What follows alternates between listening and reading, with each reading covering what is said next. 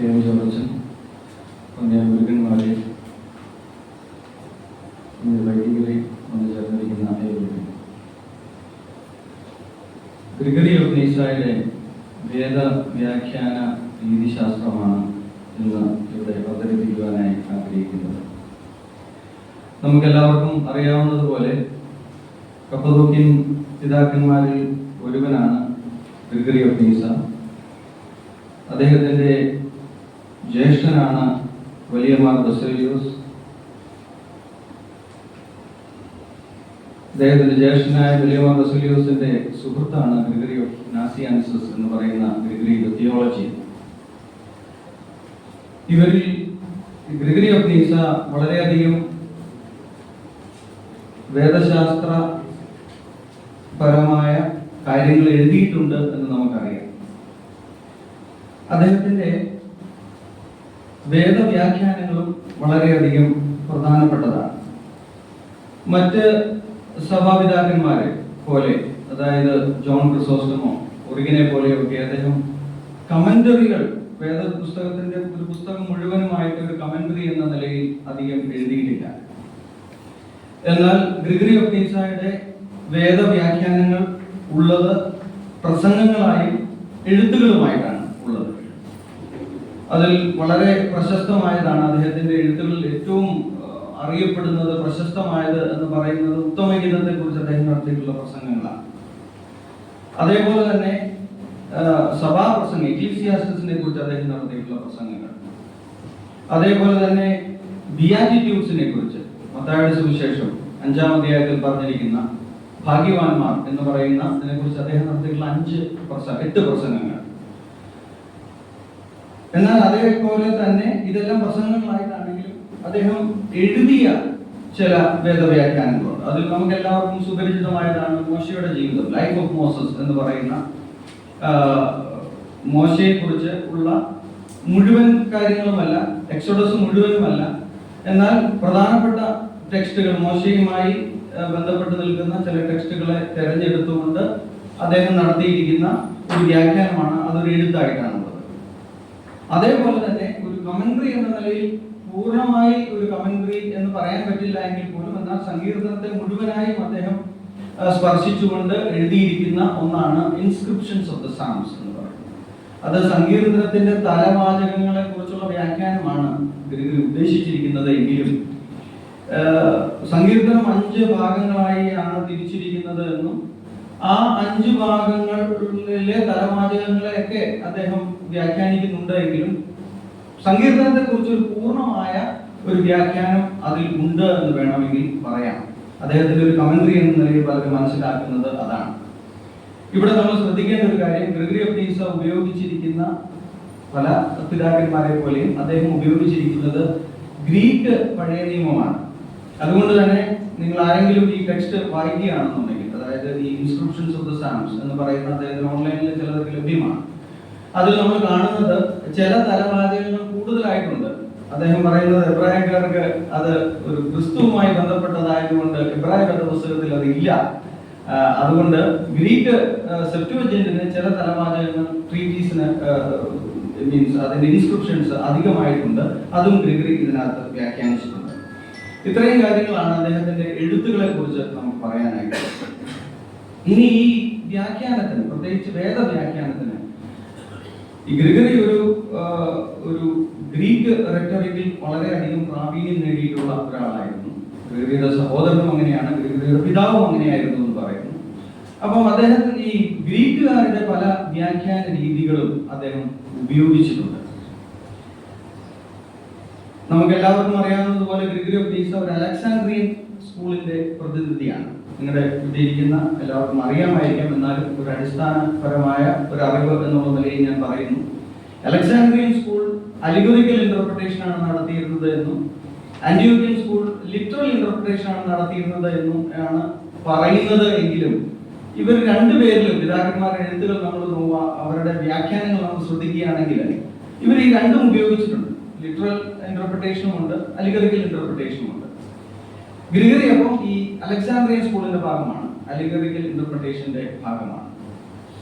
എന്നാൽ Gregory of നീസ പറയുന്ന അദ്ദേഹം അലിഗറീസ് അധികം ഉപയോഗിച്ചിട്ടില്ല. അലിഗറീസ് ഉണ്ട്. സോങ് ഓഫ് സോങ്സിനകത്ത് ധാരാളം അലിഗറീസ് അദ്ദേഹം ഉപയോഗിച്ചിട്ടുണ്ടെങ്കിലും അധികമായി ഉപയോഗിച്ചിട്ടില്ല. അദ്ദേഹം ലിറ്ററൽ സെൻസിന് വളരെയധികം പ്രാധാന്യം കൊടുത്തിരുന്ന ഒരാളാണ്.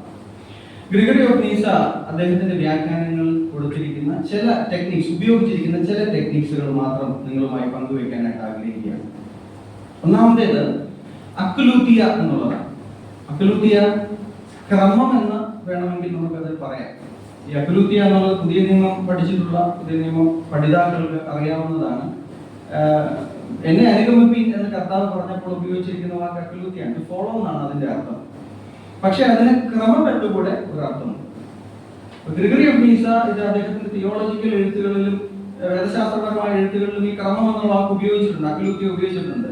നമ്മുടെ ഗ്രിഗോറിയസ് തിരുമേനിയുടെ കോസ്മിക് മാനിനകത്ത് ഇതിനെക്കുറിച്ച് വലിയൊരു വിശദീകരണം തന്നെ അദ്ദേഹം കൊടുത്തിട്ടുണ്ട്, ഈ അക്ലൂത്തിയെ കുറിച്ച്. അത് അതിന്റെ വേദശാസ്ത്രപരമായ അർത്ഥത്തെ കുറിച്ചാണ്. എന്നാൽ ഗ്രിഗറി ഈ അക്ലൂത്തിയ ഇവിടെ ഉപയോഗിക്കുമ്പോൾ, വേദവ്യാഖ്യാനത്തിൽ അദ്ദേഹം ഉപയോഗിക്കുമ്പോൾ അദ്ദേഹം പറയുന്നത് എല്ലാ വേദപുസ്തകത്തിലെ ഭാഗങ്ങൾക്കും ആന്തരികമായ ഒരു ക്രമമുണ്ട്. ആ ക്രമം എന്ന് പറയുന്നത് ഒരു പ്രോഗ്രസീവ് ആയിട്ടുള്ള ഒരു ക്രമമാണ്. ഒന്ന് ഒന്നിനോട് ബന്ധപ്പെട്ടിരിക്കുന്നു, ഒന്ന് ഒന്നിൽ നിന്ന് വളരുന്നതാണ്, ഒന്ന് ഒന്നിൽ നിന്ന് മുകളിലേക്ക് വളരുന്ന ഒന്നാണ് ഈ അക്ലൂത്തിയ എന്ന് പറയുന്നത്. അതിന്റെ എക്സാമ്പിൾസ് ഞാൻ പിന്നീട് പറയാം. അത് ഒന്നാമത്തേത് അക്ലൂത്തിയ. രണ്ടാമത്തേത് അദ്ദേഹം പറയുന്നത് തെയോറിയ എന്നുള്ള ഒരു ടെക്നിക്കാണ്. തെയോറിയ ഇത് ഒറിഗൻ അദ്ദേഹത്തിന്റെ വേദവ്യാഖ്യാന രീതിയിൽ ഉപയോഗിച്ചിട്ടുള്ള ഒന്നാണ് തെയോറിയ എന്ന് പറയുന്നത്. ഈ തെയോറിയ എന്നുള്ളത് കൊണ്ട് ഉദ്ദേശിക്കുന്നത് ആന്തരികമായ അർത്ഥം എന്നാണ്. എങ്കിൽ പോലും ആന്തരികമായ അർത്ഥം എന്നാണ് ഗ്രിഗറി അത് ഒറ്റ വാചകത്തിൽ പറയുന്നതെങ്കിലും അദ്ദേഹം അവിടെ പറയുന്നു, അദ്ദേഹം കോട്ട് ചെയ്യുന്നത് റോമാലേഖനത്തിലെ അവിടെ റെഫറൻസ് കൊടുത്തിട്ടില്ലെങ്കിലും അദ്ദേഹം പറഞ്ഞു വെക്കുന്നത് റോമാലേഖനം 1:19-20 പറയുന്ന കാര്യമാണ്. അവിടെ പറയുന്നത് സൃഷ്ടിയിലൂടെ നിങ്ങൾക്ക് സൃഷ്ടാവിനെ അറിയാനായിട്ട് സാധിക്കും. അപ്പം ഈ തെയോറിയ എന്നുള്ളത് കൊണ്ട് അദ്ദേഹം ഉദ്ദേശിക്കുന്നത്, അത് അദ്ദേഹം ഉദാഹരണ സഹിതം കാണിക്കുന്നുണ്ട്. നമ്മുടെ ലൈഫ് ഓഫ് മോസസ്, മോശയുടെ ജീവിതം എന്ന പുസ്തകത്തില് ആ പുസ്തകം 2 ഭാഗങ്ങളായിട്ടാണ് തിരിച്ചിരിക്കുന്നത് നിങ്ങൾക്ക് അറിയാം. അതിന്റെ ആദ്യ ഭാഗം ലിറ്ററൽ ആയിട്ടുള്ള മോശയുടെ ജീവിതത്തിൽ നടന്ന കാര്യങ്ങളെ കുറിച്ച് ലിറ്ററൽ ആയിട്ട് കുറച്ച് കാര്യങ്ങൾ പറയുന്നു. രണ്ടാമത്തെ ഭാഗത്തിൽ അതിന്റെ ഇന്റർപ്രിട്ടേഷൻ എന്ന് പറഞ്ഞിട്ട് അതിന്റെ കുറച്ചുകൂടെ ഉയർന്ന തലത്തിലുള്ള അർത്ഥങ്ങളാണ് ഗ്രിഗറി വിശദീകരിക്കുന്നത്, ലിറ്ററൽ അല്ല. അപ്പൊ ഗ്രിഗറി ഓഫ് നീസ അവിടെ പറയുന്നത് ഹിസ്റ്ററിയിൽ ദൈവം ഇടപെടുന്നു, ചരിത്രത്തിൽ ദൈവം ഇടപെടുന്നുണ്ട്. ഈ ചരിത്രത്തിലൂടെ ദൈവം വലിയ കാര്യങ്ങളെ നമുക്ക് വെളിപ്പെടുത്തി തരികയാണ്. അതാണ് തിയറിയ എന്ന് പറയുന്നത്. അതാണ് ഈ ആന്തരിക അർത്ഥം എന്ന് പറയുന്നത്. ചരിത്രത്തിൽ ദൈവം ഇടപെടുന്നു, ഓരോ കാര്യങ്ങളിലും ദൈവം ഇടപെടുന്നുണ്ട്. ആ ഇടപെടുന്നതിലൂടെ ദൈവം ആ ചരിത്രത്തിൽ ഇടപെടുന്നതിലൂടെ, ഈ ലോകത്ത് നടക്കുന്ന ഓരോ കാര്യങ്ങളിലും ഇടപെടുന്നതിലൂടെ ഈ ദൈവം കൂടുതൽ കാര്യങ്ങൾ അതിന്റെ ആന്തരികമായ അർത്ഥം നമുക്ക് വെളിപ്പെടുത്തി തരികയാണ്. അപ്പൊ അതുകൊണ്ട് ഇവിടെ ഗ്രിഗറി സൂചിപ്പിക്കുന്നത് the objective of theoria is അക്ലൂത്തിയ. നേരത്തെ പറഞ്ഞ അക്ലൂത്തിയുമായി ബന്ധപ്പെട്ട. അപ്പൊ എല്ലാത്തിനും ഒരു ക്രമമുണ്ട്. ആ ക്രമം എന്ന് പറയുന്നത് എന്തിലേക്കോ പോകുന്ന ഒരു ക്രമമാണ്, എന്തിലേക്കോ എത്തിച്ചേരാനുള്ള ഒരു ക്രമമാണ്. അതുകൊണ്ട് ഈ ക്രമം വളരെ പ്രധാനം, അക്ലൂത്തിയ വളരെ പ്രധാനപ്പെട്ടതാണ്. കാരണം അതിനൊരു തിയറിയ ഉണ്ട്, അതിനൊരു അണ്ടർലൈൻ മീനിങ് ഉണ്ട്, എന്തോ ഒരു ഉദ്ദേശത്തിലേക്ക് പോകുന്നതാണ്. മൂന്നാമത് അദ്ദേഹം പറയുന്നത് സ്കോപ്പോസ് എന്നുള്ളൊരു വാക്കാണ്. സ്കോപ്പോസ് നമുക്ക് അറിയാവുന്ന, സ്കോപ്പ് എന്ന് ഇംഗ്ലീഷിൽ പറയുന്നത് അതിന്റെ എയിം എന്താണ്. ഓരോ ടെക്സ്റ്റിനും ഒരു ഒരു ഒരു ഉദ്ദേശമുണ്ട്. അത് ഗ്രിഗറി ചില സ്ഥലത്ത് വളരെ ഭംഗിയായി അവതരിപ്പിക്കാൻ സാധിക്കുന്നുണ്ടെങ്കിൽ ചില സ്ഥലത്ത് അദ്ദേഹത്തിന് അത് ഇച്ചിരി ഫോഴ്സ് ചെയ്താണ് ആ ടെക്സ്റ്റിലേക്ക് അദ്ദേഹം ആ അർത്ഥം കൊണ്ടുവരാനായിട്ട് ശ്രമിക്കുന്നത്. അപ്പോൾ സ്കോപ്പോസ് എന്നുള്ളതും ഈ 3 കാര്യങ്ങൾ അദ്ദേഹത്തിന്റെ വ്യാഖ്യാനത്തിൽ വളരെ പ്രധാനപ്പെട്ടതാണ്. അക്ലൂത്തിയ, തിയറിയ, സ്കോപ്പോസ്. ഇതിന്റെ അടിസ്ഥാനത്തിൽ ഇദ്ദേഹം 1-2 ടെക്സ്റ്റുകൾ നമുക്ക് എടുത്താൽ, 1-2 അദ്ദേഹത്തിന്റെ വ്യാഖ്യാനങ്ങൾ എടുത്തിട്ട് പെട്ടെന്ന് പറഞ്ഞ് അവസാനിപ്പിക്കാം. അതിൽ എങ്ങനെയാണ് അദ്ദേഹം ഇത് ഉപയോഗിച്ചിരിക്കുന്നത് എന്ന് നമുക്ക് നോക്കാം. ആദ്യത്തെ ഇൻസ്ക്രിപ്ഷൻസ് ഓഫ് ദി സാംസ് എന്ന് പറയുന്നത്, അത് തുടങ്ങുമ്പോഴേ അദ്ദേഹം പറയുന്നത് the scope of the virtuous life is blessedness. കാരണം blessed is the man എന്ന് പറഞ്ഞുകൊണ്ടാണല്ലോ തുടങ്ങുന്നത്. അപ്പം ഈ സങ്കീർത്തനത്തെ 5 ഭാഗമായി തന്നെയാണ് ഗ്രിഗറി തിരിക്കുന്നത്. എന്നിട്ട് അദ്ദേഹം പറയുന്നു, ഈ ആദ്യത്തെ ഭാഗം എന്ന് പറയുന്നത് തിന്മയെ വിട്ടുള്ള ഒരു പോക്കാണ്. ഇതിന്റെ ഉദ്ദേശം എന്താണ്? സ്കോപ്പ് എന്താണ്? ബ്ലെസ്സഡ്നെസ്. ആ ബ്ലെസ്സഡ്നെസ്സിലേക്കുള്ള ഒരു വളർച്ചയാണ് മനുഷ്യനുള്ളത്. അവിടെ അദ്ദേഹം ഗ്രീക്കുകാരുടെ മറ്റൊരു ടെക്നിക്കും കൂടെ അദ്ദേഹം ഉപയോഗിക്കുന്നുണ്ട്. അദ്ദേഹം പറയുന്നു, ഈ സങ്കീർത്തനം 1 ആരംഭിക്കുന്നത് ആദ്യത്തെ വാക്ക് സെപ്റ്റുവജിന്റാണ് അദ്ദേഹം ഉപയോഗിക്കുന്നത്, ഗ്രീക്കാണ്, മക്കാരിയോസ് എന്നുള്ള വാക്ക് പറഞ്ഞുകൊണ്ടാണ്. അപ്പം ആദ്യത്തെ വാക്കിലൂടെ തന്നെ സങ്കീർത്തനത്തെ മുഴുവൻ ഒരൊറ്റ പുസ്തകമായി കണ്ടുകൊണ്ട്, ഇത് ഗ്രിഗറി മാത്രമല്ല കേട്ടോ, യഹൂദന്മാരുടെ റാബിമാരുടെ വ്യാഖ്യാനത്തിലും അവർ പറയുന്നത് ഇതേ ആശയം തന്നെയാണ്. അതുകൊണ്ടാണ് പലപ്പോഴും ഈ പിതാക്കന്മാരുടെ വ്യാഖ്യാനങ്ങളിൽ, പ്രത്യേകിച്ച് കപ്പദോക്യൻ പിതാക്കന്മാരുടെയൊക്കെ ഗ്രീക്കുകാരുമായിട്ടാണ് ബന്ധമെന്ന് പറയുമെങ്കിലും യഹൂദന്മാരുടെ വ്യാഖ്യാനവുമായിട്ടും കാര്യമായ ബന്ധമുള്ളതായി നമുക്ക് കാണാം. റാബിമാരുടെ വ്യാഖ്യാനത്തിൽ ഇതേ ആശയം അവർ പറയുന്നുണ്ട്. ആദ്യം എന്തോ പറഞ്ഞിരിക്കുന്നത് അതാണ് ആ പുസ്തകത്തിന്റെ മുഴുവനായും പറയാനായിട്ട് ഉദ്ദേശിക്കുന്ന കാര്യം എന്ന് പറയുന്നത്. അപ്പൊ ഈ മക്കാറിയോസ് എന്ന് പറഞ്ഞിട്ട് അദ്ദേഹം പറയുകയാണ്, ആദ്യം ഉപയോഗിച്ചിരിക്കുന്ന വാക്കെന്താ? ബ്ലെസ്സഡ്നെസ്. ഈ ബ്ലെസ്സഡ്നെസ്സിലേക്ക് നിങ്ങൾ എങ്ങനെ എത്തിച്ചേരും എന്നുള്ളതിന്റെ ക്രമാനുഗതമായ വളർച്ച, 5 നിലകളിലുള്ള ഒരു ആത്മീയ വളർച്ചയാണ് സങ്കീർത്തനത്തിലെ 5 പുസ്തകത്തിലുള്ളത്.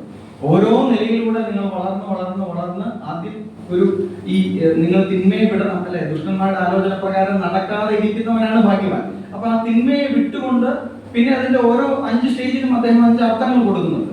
ഓരോന്നും രണ്ടാമത്തേലേക്ക് വരുമ്പോൾ നീർത്തോടുകളിലേക്ക് പോകുവാൻ എന്ന് പറഞ്ഞുകൊണ്ടാണല്ലോ തുടങ്ങുന്നത്. 42-ാമത് അദ്ദേഹം പറയുന്നത് അത് ദൈവത്തിന്റെ നന്മയെ കുറിച്ചുള്ള ഒരു ആഗ്രഹമാണ്. വാൻ പോകുന്നത് പോലെ പോകുവാനുള്ള ഒരു ആഗ്രഹമാണ്. 3-ാമത്തേലേക്ക് ഒരു മോശയെ കുറിച്ചൊക്കെ അദ്ദേഹം സൂചിപ്പിക്കുന്നു. മോശയുടെ 72-ാമത്തെ സങ്കീർത്തനം പറഞ്ഞു തുടങ്ങുമ്പോൾ അദ്ദേഹം പറയുന്നു അത് ദൈവത്തോടൊപ്പമുള്ള ഒരു യാത്രയാണ്. 4-ാമത്തേലേക്ക് വരുമ്പോൾ മോശയുടെ പാട്ടാണല്ലോ. അവിടെ അദ്ദേഹം പറയുന്നത് ഇനി മോശയോടൊപ്പം, മോശ ദൈവത്തെ കാണുവാനായി പ്രത്യേകിച്ച് അദ്ദേഹം അവിടെ കോട്ട് ചെയ്യുന്നത് ലൈഫ് ഓഫ് മോസസിനകത്ത് പറഞ്ഞിരിക്കുന്ന അതേ കാര്യങ്ങളാണ്, മോശയുടെ ആത്മീയമായ വളർച്ചയെ കുറിച്ച്. അങ്ങനെയുള്ള ഒരു ക്രമാനുഗതമായ ഒരു ആത്മീയ വളർച്ചയെ കുറിച്ച് അദ്ദേഹം ഈ പറഞ്ഞ അക്കലൂത്തിയും സ്കോപ്പോസ് പറയുന്നത് ബ്ലെസ്സഡ്നെസ് ആണ്, അക്കലൂത്തിയ എന്ന് പറയുന്നത് ഈ 5 സ്റ്റേജസ് ആണ്. അങ്ങനെ പറഞ്ഞുകൊണ്ട് അദ്ദേഹം ഈ ടെക്നിക്ക് ഇവിടെ അപ്ലൈ ചെയ്യുന്നു. രണ്ടാമത് നമ്മൾ ഈ ടെക്നിക്ക് അദ്ദേഹം ഉപയോഗിച്ച് കാണുന്നത് Proverbs, Ecclesiastes, song of songs ആണ്. ഇതിനകത്ത് എക്ലീസിയാസ്റ്റസിനും സോങ് ഓഫ് സോങ്സിനും മാത്രമേ ഗ്രിഗറി വ്യാഖ്യാനം എഴുതിയിട്ടുള്ളൂ. അവിടെ അദ്ദേഹം ഒറിജിനെ തന്നെയാണ് ഫോളോ ചെയ്യുന്നത്. അദ്ദേഹം പറയുന്നത് ഈ 3 പുസ്തകങ്ങളും, ശലോമോന്റെ ഈ 3 പുസ്തകങ്ങളും ഒരു ഭക്തനായ മനുഷ്യൻ അല്ലെങ്കിൽ ആത്മീയതയുടെ വിവിധ നിലയിലുള്ളവരെ അഭിസംബോധന ചെയ്യുന്നതാണ് എന്നാണ്. അതായത് പ്രോവർബ്സ് എന്ന് പറയുന്നത് ബിഗിനേഴ്സിനുള്ളതാണ്. അവര് പാപാവസ്ഥയിൽ നിന്ന് ആത്മീയതയിലേക്ക് തിരിക്കുന്നതാണ് പ്രോവർബ്സ്, സഭാപ്രസംഗി എന്ന് പറയുന്നത്. രണ്ടാമത് ഇന്റർമീഡിയറ്റ് ആയിട്ടുള്ള ആത്മീയമായ നിലയിൽ നിൽക്കുന്നവർക്ക് വേണ്ടിയിട്ടാണ്. അത് ദൈവത്തോടൊപ്പമുള്ള ഒരു വളർച്ചയെ കുറിച്ച് സൂചിപ്പിക്കുക, എൻലൈറ്റൻമെന്റ് ആൻഡ് പ്യൂരിഫിക്കേഷൻ എന്നാണ് അദ്ദേഹം പറയുന്നത്. ശുദ്ധീകരണമാണ് അതിനകത്ത് പറയുന്നത്. സോങ് ഓഫ് സോങ്സ് എന്ന് പറഞ്ഞു കഴിഞ്ഞാൽ ആത്മീയമായ പക്വത ആർജിച്ചവർക്ക് വേണ്ടിയിട്ട് എഴുതിയിട്ടുള്ളതാണ്. അവർ ക്രിസ്തുവിനെ വിവാഹം ചെയ്യുന്നതിനെ കുറിച്ചാണ് അവിടെ പറഞ്ഞത്. അതിൽ ആ ക്രിസ്തുവിനോടൊപ്പമുള്ള അവരുടെ നടത്തവും ആത്മീയമായ വളർച്ചയുമാണ് അതിനകത്ത് പറഞ്ഞിരിക്കുന്നത് എന്നാണ് പ്രോവർബ്സിന്റെ ഈ 3 പുസ്തകങ്ങളെ കുറിച്ച് അദ്ദേഹം പറഞ്ഞിരിക്കുന്നത്. ഇനി ഒരു പുസ്തകം കൂടെ പറഞ്ഞ് ഞാൻ അവസാനിപ്പിച്ചു കൊള്ളാം. ബിയാറ്റിറ്റ്യൂഡ്സിന്റെ അതിനകത്ത് 8 പ്രസംഗങ്ങളാണുള്ളത്. അവിടെയാണ് ഞാൻ പറഞ്ഞത് അദ്ദേഹം ചില സ്ഥലത്ത് ടെക്സ്റ്റിനെ, ഈ ടെക്നിക്സിനെ അങ്ങ് ഫോഴ്സ് ചെയ്യാണ് ടെക്സ്റ്റിലേക്ക്. കാരണം ആദ്യത്തേത് എന്താ, ബ്ലെസ്സഡ് ഭാഗ്യവാൻ എന്നുള്ളത് പറയുന്നത് എന്താണ്? ആത്മാവിൽ ദരിദ്രരായവർ ഭാഗ്യവാന്മാർ, സ്വർഗരാജ്യം ഇവരുടേതാണ്. അപ്പം ഈ ഗ്രിഗറിയുടെ രീതി വെച്ചിട്ടാണെന്നുണ്ടെങ്കിൽ ഒരു പ്രോഗ്രസീവ് ആയിട്ടുള്ള ഒരു വളർച്ചയാണല്ലോ വേണ്ടത്. അപ്പൊ ആദ്യത്തെ വാക്യത്തിൽ പറയുന്നത് സ്വർഗരാജ്യം ഇവരുടേതാകുന്നു. രണ്ടാമത്തെ അത് പറയുന്നത് ഇവർ ഭൂമി അവകാശമാക്കുന്നു. അപ്പൊ താഴോട്ട് സ്വർഗം എന്ന് പറഞ്ഞിട്ട് ഭൂമിയിൽ നിന്ന്, അപ്പൊ അതിനെ ഗ്രിഗറി മറികടക്കാൻ വേണ്ടി അദ്ദേഹം ചെയ്യുന്നത് that is A land of heavenly one. അത് സ്വർഗീയമായ ഒരു ഭൂമിയെ കുറിച്ചാണ് പറയുന്നത് എന്ന് പറയുന്നത്. കാരണം പിന്നീട് അദ്ദേഹത്തിന് കണക്ഷൻ കിട്ടുന്നുണ്ട്. പിന്നീട് വരുമ്പോൾ താഴോട്ട് വരുമ്പോൾ പറയുന്നു അവർ ദൈവത്തെ കാണും, ദൈവത്തിന്റെ പുത്രന്മാർ എന്ന് വിളിക്കപ്പെടും. അവസാനം 8-ാമത്തേനകത്ത് വരുമ്പോൾ വീണ്ടും സ്വർഗരാജ്യം അവരുടേതാകും. അപ്പം ദൈവത്തെ കാണും, ദൈവത്തിന്റെ പുത്രന്മാർ എന്ന് വിളിക്കപ്പെടും. അവിടേക്ക് ഒരു പ്രോഗ്രസീവ് അസെന്റിനുള്ള സാധ്യതയുണ്ട്, ഇടയ്ക്ക് അത് കാണുന്നില്ല. അപ്പം ഇങ്ങനെയുള്ള ചില പ്രത്യേക രീതികൾ അദ്ദേഹത്തിന്റെ ആ ഒരു ടെക്നിക്സ് ഉപയോഗിക്കാൻ വേണ്ടി കൊണ്ടുവന്നിട്ടുണ്ട് എങ്കിൽ പോലും ഈ ക്രമാനുഗതമായ വളർച്ച എന്ന് പറയുന്നത്, പ്രോഗ്രസീവ് സ്പിരിച്വൽ അസെന്റ് എന്ന് പറയുന്നത് ഗ്രിഗറിയുടെ ഒരു ബേസിക് ആയിട്ടുള്ള ഒരു വ്യാഖ്യാന രീതിയാണ്. ഇത് ലൈഫ് ഓഫ് മോസസിനകത്ത് നമ്മൾ കാണുന്നുണ്ട്. നമുക്കറിയാമല്ലോ, മോശ ആദ്യം ദൈവത്തെ കാണുന്നത് ഉൾപ്പെടത്തിലാണ്. അത് ഇന്ദ്രിയപരമായ ഒരു കാഴ്ചയാണ്, വെളിച്ചമാണ് കാണുന്നത്. പിന്നീട് അദ്ദേഹത്തിന്റെ ആത്മീയ വളർച്ചയുടെ ഏറ്റവും ഔന്നത്യങ്ങളിൽ എത്തുമ്പോൾ ഭാസുരമായ ഒരു തമസാണ്, ഡിവൈൻ ഡാർക്ക്നെസ് എന്ന് നമ്മൾ പറയുകയാണ്. അവിടെ മോശ കണ്ടു എന്നാണ് ഗ്രിഗറി പറയുന്നത്. That is an intellectual seeing. Intellect എന്ന് പറഞ്ഞു കഴിഞ്ഞാൽ നമ്മുടെ ആന്തരികമായ കണ്ണുകൾ കൊണ്ട് ദൈവത്തെ കാണുവാനായിട്ട് സാധിച്ചു എന്നുള്ളതാണ്. അവസാനമായി കൺക്ലൂഡ് ചെയ്തുകൊണ്ട് ഞാൻ പറയുന്നു, ഗ്രിഗറി വേദവ്യാഖ്യാനത്തെ കുറിച്ച് പൊതുവായി പറയുന്ന ഒരു ആശയം. അദ്ദേഹം പറയുന്നത് ദ പ്രൈമറി എൻഡ്, അതിന് അദ്ദേഹം ഉപയോഗിച്ചിരിക്കുന്ന മറ്റു ടെക്നിക്കാണ്, അദ്ദേഹം ഉപയോഗിച്ചിരിക്കുന്ന ഒഫേലിയ എന്നാണ്.